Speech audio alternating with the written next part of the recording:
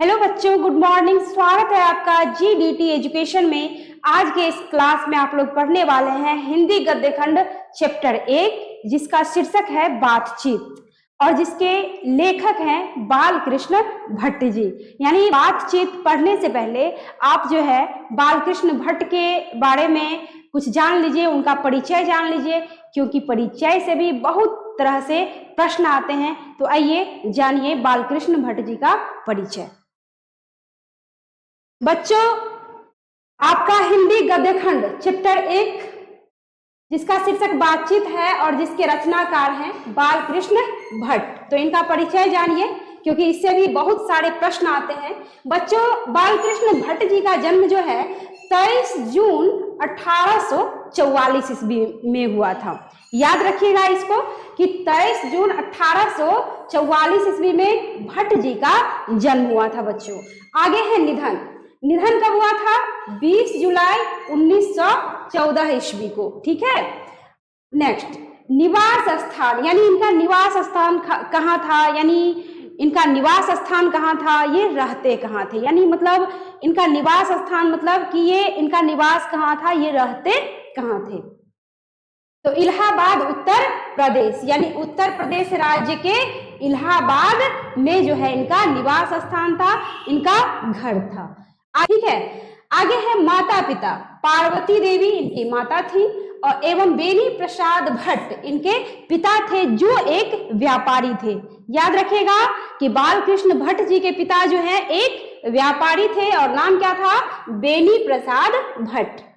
और माता एक सुसंस्कृत महिला, जिन्होंने बालकृष्ण भट्ट के मन में अध्ययन की रुचि एवं लालसा जगाई। कहा जाता है कि घर में अगर एक महिला शिक्षित हो, एक स्त्री शिक्षित हो, तो पूरे परिवार को वह शिक्षा की ओर ले जाने की प्रयास करती है, कोशिश करती है। वो अग्रसर रहती है कि मेरा परिवार शिक्षित हो सके, वो अग्रसर रहती है कि हम अपने परिवार को शिक्षा की ओर ले जाएं। तो देख लीजिए, कहता है कि जीवन में सबसे अगर बड़ा गुरु अगर कोई है तो माँ है, माता पिता है। क्योंकि देखिए, पिता जो है अपने बिजनेस व्यापार काम के सिलसिले से काम के लिए जो है वो अपने बिजनेस व्यापार में लगे होते हैं, लेकिन माता जो घर पे होती है, माताएं होती हैं, उनका कर्तव्य होता है कि वह अपने बच्चों को जो है शिक्षा की ओर ले चलें, शिक्षा की ओर जो है प्रेरित करें। तो उनकी माँ ही पहली गुरु थी, जो उनको जो है उनके मन में अध्ययन की रुचि जगाने का जो है काम की थी। अध्ययन की जो है लालसा, यानी किस प्रकार से अध्ययन हमारे जीवन में जरूरी है, वो बात उन्होंने बालकृष्ण भट्ट को जो है सिखलाया था। तो यहाँ पे इसलिए है बच्चों कि उसकी माँ ही जो थी उनको जो है अध्ययन की ओर जो है उनमें जो है रुचि एवं लालसा जगाने का काम की थी। आगे है शिक्षा, यानी इनकी शिक्षा क्या थी। बच्चों, प्रारंभ में संस्कृत का अध्ययन, ठीक है, यानी शुरू में जो है बालकृष्ण भट्ट जी जो है संस्कृत का अध्ययन किए। उसके बाद 1867 में प्रयाग के मिशन स्कूल से एंट्रेंस, ठीक है, की परीक्षा दी। उसके बाद वृत्ति, यानी वृत्ति में था, यानी इनकी पेशा क्या थी, करते क्या थे ये, तो वृत्ति था अध्यापन, यानी अध्यापन मतलब समझते हैं कि इनका काम था पढ़ाना। आगे है 1869 से 1875 तक प्रयाग के मिशन स्कूल में, 1875 में प्रयाग के CAV, ठीक है, स्कूल संस्कृत विषय, और 1888 में प्रयाग की कायस्थ पाठशाला इंटर कॉलेज में, किंतु उग्र स्वभाव के कारण जो है नौकरी छोड़नी पड़ी और उसके बाद लेखन का कार्य जो है कार्य पर ही ये निर्भर रहे। कहने का मतलब यह कि वो अध्यापन का उनका पेशा था, कार्य था, उनकी वृत्ति थी, लेकिन उनका स्वभाव उग्र था, जिसके कारण वहां से उनको हटा दिया गया। यानी कहने का तात्पर्य यह कि स्वभाव इतना उग्र था कि उनको नौकरी छोड़नी पड़ी और अंततः उसके बाद जो है लेखन कार्य जो है कार्य पर ही ये निर्भर रहने लगे। आगे है विशेष परिस्थिति। पिता के निधनोपरांत, यानी पिता के निधन के बाद, निधन के उपरांत पैतृक व्यापार संभालने के नाम पर गृह कलह हुआ का सामना करना पड़ा। यानी पैतृक व्यापार मतलब पिता का जो व्यापार था उसको संभालने के कारण घर में क्या होने लगा, गृह कलह होने लगा। जो आम बात है बच्चों कि कई बार हो जाता है घरों में कि गृह कलह होती रहती है किसी न किसी बात को लेकर के, तो इन्हें भी गृह कलह का सामना करना पड़ा। किस लिए? तो पैतृक व्यापार को संभालने के नाम पर। आगे है पैतृक घर, यानी इनका पैतृक घर अर्थात पिता दादा परदादा का घर। कहता है कि पैतृक घर छोड़कर, ठीक है, घोर आर्थिक संकट से जूझते हुए हिम्मत से उन्होंने जो है काम लिया, क्योंकि पैतृक घर छोड़ दिया, गृह कलह की जो है उनको समस्या झेलनी पड़ी, गृह कलह उनके साथ जो है गृह कलह का जो है सामना उनको करना पड़ा। तो उन्होंने क्या किया, घर को छोड़ दिया, और घर को छोड़ने के बाद उन्हें घोर आर्थिक स्थिति से जो है, संकट से जो है जूझना पड़ा, गुजरना पड़ा, और बड़े ही हिम्मत से इन्होंने काम लिया। किसने बच्चों? बालकृष्ण भट्ट ने। आगे है रचनात्मक सक्रियता। भारतेंदु हरिश्चंद्र की प्रेरणा से हिंदी वर्धिनी सभा प्रयाग की ओर से 1877 में, ठीक है, 1877 में हिंदी प्रदीप, ठीक है, हिंदी प्रदीप नामक मासिक पत्र निकालना जो है इन्होंने क्या किया बच्चों, शुरू कर दिया। और इसे जो है वे 33 वर्षों तक, कब तक बच्चों? 33 वर्षों तक कहता है चलाते रहे, और इसमें नियमित रूप से सामाजिक, साहित्यिक, नैतिक और राजनीतिक विषयों पर निबंध लिखते रहे। याद रखिएगा बच्चों कि उन्होंने 1877 में हिंदी प्रदीप, क्या नाम है? हिंदी प्रदीप नामक मासिक पत्र, मासिक पत्र से तात्पर्य कि महीने में जो पत्र निकलता है, ठीक है, तो मासिक पत्र एक होता है दैनिक, एक होता है मासिक, एक होता है अर्धमासिक, तो ये याद रखिएगा। तो कहता है कि नामक मासिक पत्र जो है इन्होंने क्या किया, निकालना शुरू कर दिया, ठीक है। उसके बाद जो है इसे इन्होंने कितने वर्षों तक चलाया? 33 वर्षों तक चलाया बच्चों। कितने वर्षों तक? 33 वर्षों तक चलाया। कहता है इसमें नियमित रूप से सामाजिक, साहित्यिक, नैतिक और राजनीतिक विषयों पर निबंध लिखते रहे। यानी इन चारों विषयों पर, पहला विषय क्या था? साहित्यिक, उसके बाद नैतिक, राजनीतिक और सामाजिक, ठीक है, जो है सामाजिक, साहित्यिक, नैतिक और राजनीतिक विषयों पर ये निबंध लिखते रहे। 1881 में वेदों की युक्तिपूर्ण, ठीक है, ये टाइपिंग में मिस्टेक हो गई थी शायद, तो यहाँ पे बच्चों हो जाएगा युक्ति, ठीक है, यहाँ हो जाएगा युक्ति पूर्ण, ठीक है। तो कहता है कि 1881 में वेदों की युक्तिपूर्ण समीक्षा की। कब की बच्चों? 1881 ईस्वी में वेदों की, किसकी? वेदों की उन्होंने युक्तिपूर्ण क्या की? समीक्षा की। अब आगे है बच्चों, आगे है प्रसिद्ध रचनाएं। अब ये भी जान लीजिए, अब ये भी जान लीजिए कि इनकी प्रसिद्ध रचनाएं कौन कौन सी थी, क्योंकि प्रसिद्ध रचनाओं में रचनाएं तो काफी होते हैं, जितने सारे लेखक हैं, कवि हैं, निबंधकार हैं, कथाकार हैं, उपन्यासकार हैं, खूब सारे रचना रचे हुए होते हैं। लेकिन उन रचनाओं में से पता नहीं कब कौन सी रचना पूछ दे, कौन सी जो है आपको उपन्यास, कहानी, निबंध, जो भी कुछ हो, जो भी रचना हो, उनमें से क्या पूछ दे, कुछ कहा नहीं जा सकता। तो इसलिए बच्चों आप लोगों को इनकी जो प्रसिद्ध रचनाएं हैं उनको भी याद करना पड़ेगा। तो आइए जानिए कि इनकी प्रसिद्ध रचनाएं क्या क्या थी। तो प्रसिद्ध रचनाओं में था बच्चों नूतन ब्रह्मचारी। क्या था? नूतन ब्रह्मचारी। उसके बाद है 100 अजान एक सुजान। क्या है बच्चों? 100 अजान एक सुजान, ठीक है, याद रखिएगा। पहला है नूतन ब्रह्मचारी, उसके बाद है 100 अजान एक सुजान, उसके बाद है एक रोगी और एक वैद्य, ठीक है, एक रोगी और एक वैद्य। वैद्य मतलब समझते हैं ना, वैद्य मतलब जो इलाज करते हैं, जैसे ऐसे कहते हैं डॉक्टरों को चिकित्सक, तो ये हो गया वैद्य, जो वैद्य मतलब आयुर्वेदिक इलाज करते हैं। तो यहाँ पे कहता है कि आपका इनका जो है तीसरा रचना है एक रोगी एक वैद्य। उसके बाद है पद्मावती, ठीक है, पद्मावती नाम बड़ा ही प्रसिद्ध नाम है, जो चित्तौड़गढ़ की जो है कौन थी? रानी थी, राजा रतन सेन की पत्नी थी, ठीक है। तो इनका जो है रचना है पद्मावती, जो है पद्मावती पर ही लिखा गया है। आगे है दमयंती स्वयंवर। क्या है बच्चों? दमयंती स्वयंवर। उसके बाद है शिक्षादान, ठीक। उसके बाद चंद्रसेन, उसके बाद है आपको सीता वनवास। क्या है बच्चों? सीता वनवास। उसके बाद पतित पंचम, ठीक है, पतित पंचम। बाल विवाह, यानी बाल विवाह पे भी इन्होंने जो है रचनाएं किया हुआ है, रचनाएं की है, क्योंकि उस टाइम में जो है बाल विवाह पर जो है काफी जोर दिया जाता था, बचपन में ही जो है विवाह कर दिया जाता था। तो बहुत सारे, जैसे स्वामी दयानंद, स्वामी विवेकानंद, बहुत सारे ऐसे बड़े बड़े महात्मा थे, संत थे, विद्वान थे, जिन्होंने इसका विरोध किया।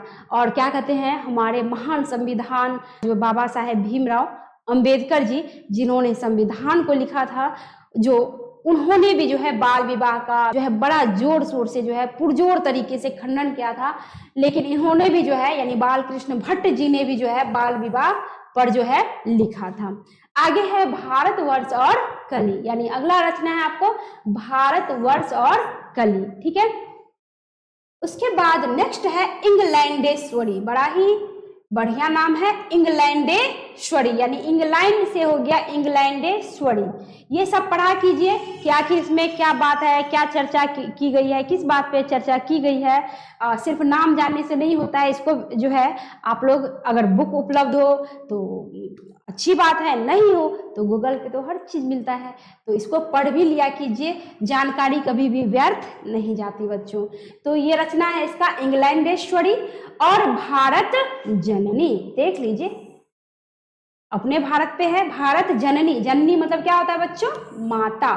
तो देख लिए, इंग्लैंड से हो गया इंग्लैंडेश्वरी और भारत जननी, ये रचना है, ये बाल कृष्ण भट्ट का रचना है। अगला है वृहन्नला, ठीक है, अंतिम है वृहन्नला आदि, यानी ये सारी प्रसिद्ध रचनाएं, यानी काफी प्रसिद्ध रचनाएं हैं जिसको बाल कृष्ण भट्ट जी ने रचा है, अर्थात लिखा है। इसको एकदम अच्छे तरीके से आप लोग याद रखेंगे, क्योंकि आपको ऑब्जेक्टिव टाइप क्वेश्चंस कहाँ से इसमें से आ जाए, कुछ कहा नहीं जा सकता।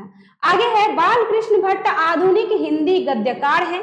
आधुनिक हिंदी गद्यकार मतलब आधुनिक, अभी मॉडर्न युग जो चल रहा है, ठीक है, तो वो आधुनिक हिंदी गद्यकार है। क्या है बच्चों? गद्यकार। एक होता है पद्यकार और एक होता है गद्यकार, यानी पद्य जो रचना करते हैं उसको हम कवि कहेंगे, यानी काव्य जो रचना करते हैं उनको हम कवि कहेंगे। काव्य और पद्य बात एक ही हुई, फर्क कितना होता है कि काव्य यानी कविता हो, पद हो, है ना, तो उसको हम इसलिए पदखंड भी कह सकते हैं, काव्य खंड भी कह सकते हैं। तो वो जो रचते हैं यानी पद्य या काव्य, तो उनको हम कवि कह के पुकारते हैं। और बाद बाकी जो जैसे निबंध हो, कहानी हो, उपन्यास हो तो उसको उपन्यासकार कहेंगे, कहानी हो तो कहानीकार कहेंगे, ठीक है। और ऐसे मूल रूप में आप लेखक कह सकते हैं, ठीक है। तो बाल कृष्ण भट्ट जो है आधुनिक हिंदी के क्या थे? क्या है? गद्यकार हैं, ठीक है, जो एक पत्रकार, निबंधकार और आलोचक थे। यानी देख लीजिए, गद्यकार तो थे ही, इनकी विधा क्या थी कि गद्य को रचना, ठीक है। उसके साथ साथ ये बहुत बड़े पत्रकार भी थे, निबंधकार, पत्रकार थे वो पीछे आपने जाना। उसके बाद जो है निबंधकार भी थे, जो मासिक पत्रिका इन्होंने जो है निकालना प्रारंभ किया था, ठीक है। कब प्रारंभ किया था? 1877 ईस्वी में जो है इन्होंने मासिक पत्र निकालना शुरू कर दिया था, हिंदी प्रदीप नामक मासिक पत्र। कब? 1877 ईस्वी, ठीक है बच्चों। तो ये जो है एक महान पत्रकार भी हैं, ठीक है। महान पत्रकार के रूप में इन्होंने जो है 1877 में जो है मासिक पत्र जो है निकालना प्रारंभ किया था, ठीक है। और उसके बाद निबंधकार भी थे, आलोचक भी थे। आलोचक मतलब किसी की आलोचना करना, किसी विषय वस्तु को लेके या किसी व्यक्ति को लेके उसका जो है आलोचना करना, ठीक है। तो ये महान आलोचक भी थे और जिन्हें कहता है कि भारतेंदु युग के प्रमुख साहित्यकारों में से एक माना जाता था, ठीक है। भारतेंदु युग में जो है इन्हें भारतेंदु युग के प्रमुख साहित्यकारों में से एक माना जाता था। इन्होंने स्त्री शिक्षा, देख लीजिए, स्त्री शिक्षा, बाल विवाह, महिला स्वातंत्र्य। देख लीजिए, स्त्री शिक्षा पर जोर दिया यानी लिखा, बाल विवाह यानी इनका खंडन किया, उस पर भी इन्होंने लिखा। उसके बाद महिला स्वातंत्र्य कि महिलाओं की स्थिति क्या थी उस टाइम में, एकदम खराब थी, पुराने समय में जो है एकदम खराब थी, तो इन्होंने महिला स्वातंत्र्य पे भी रचा। उसके बाद कृषकों की दुर्व्यवस्था यानी कृषकों की क्या दुर्व्यवस्था थी, कृषकों की जो है स्थिति कितनी खराब थी। कृषक मतलब समझते हैं ना, जो खेती बाड़ी करते हैं। हमारे पूर्वज जो है कृषक ही थे और हमारे पूर्वज जो है कृषक ही कहलाते थे। भले ही आजकल हम लोग पढ़ लिख के नौकरी कर ले, जॉब कर ले, engineer, doctor, collector, teacher, professor बन जाए, बट देखा जाए तो हमारे पूर्वज कृषक ही थे, किसान ही थे। और उसकी जो है हमेशा से, सदियों से दुर्व्यवस्था रही है, उनके साथ हमेशा अत्याचार हुआ है, उस टाइम से लेके अब तक हो ही रहा है बच्चों। तो उन्होंने जो है बाल विवाह, स्त्री शिक्षा, स्त्री स्वातंत्र्य पे लिखा था। उसके बाद जो है उन्होंने कृषकों की जो दुर्व्यवस्था थी, दुर्व्यवस्था से तात्पर्य कि उनकी जो खराब स्थिति थी, उन पर भी उन्होंने जमकर लिखा। किसने बच्चों? बाल कृष्ण भट्ट ने। आगे है राजा प्रजा, देख लीजिए, राजा प्रजा। उसके बाद अंग्रेजी शिक्षा, अंग्रेजी शिक्षा जो अंग्रेजों की देन है, अंग्रेजी भाषा, तो उसके विषय पे भी अंग्रेजी शिक्षा यानी इस पे भी इन्होंने लिखा है। उसके बाद है सुशिक्षितों में परिवर्तन, ठीक। उसके बाद देश सेवा, ठीक है, देश सेवा। उसके बाद अंधविश्वास आदि विषयों पर उन्होंने खूब लिखा, अर्थात जम के लिखा। और जब नाम ही इतना दमदार है तो विश्वास है कि इनकी रचनाएं जो होगी काफी इंटरेस्टिंग, काफी पढ़ने लायक होगी।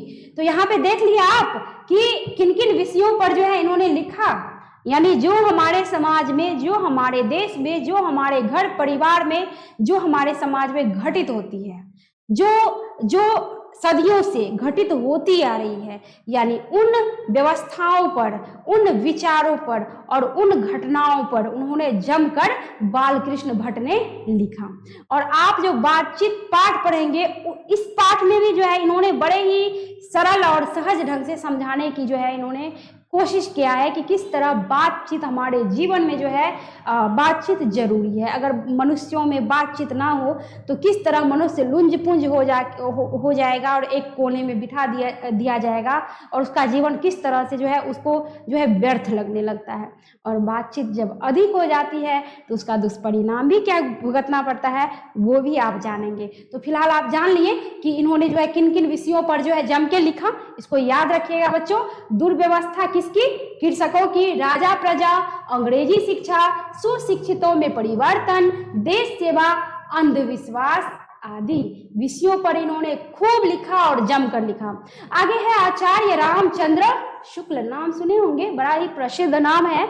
आचार्य रामचंद्र शुक्ल ने निबंधकार के रूप में उन्हें अंग्रेजी साहित्य के एडिशन और स्टील की श्रेणी में रखा है। देख लीजिए, बालकृष्ण भट्ट को एडिशन और स्टील की श्रेणी में रखा है। यहाँ प्रस्तुत निबंध जो बातचीत है, उनके निबंधकार व्यक्तित्व और निबंध कला के साथ साथ भाषा शैली का प्रतिनिधित्व करता है। ठीक है, ठीक है, कहता है कि उनके निबंधकार व्यक्तित्व और, यानी यहाँ पे जो बातचीत निबंध प्रस्तुत है, बातचीत निबंध जो आप आगे पढ़ने वाले हैं, तो ये बातचीत निबंध कहता है कि उनके निबंधकार व्यक्तित्व और निबंध कला के साथ साथ भाषा शैली का प्रतिनिधित्व करता है। अब ये तो आप पढ़ेंगे, उसके बाद ही पता चलेगा कि किस तरह से भाषा शैली का जो है प्रतिनिधित्व करता है।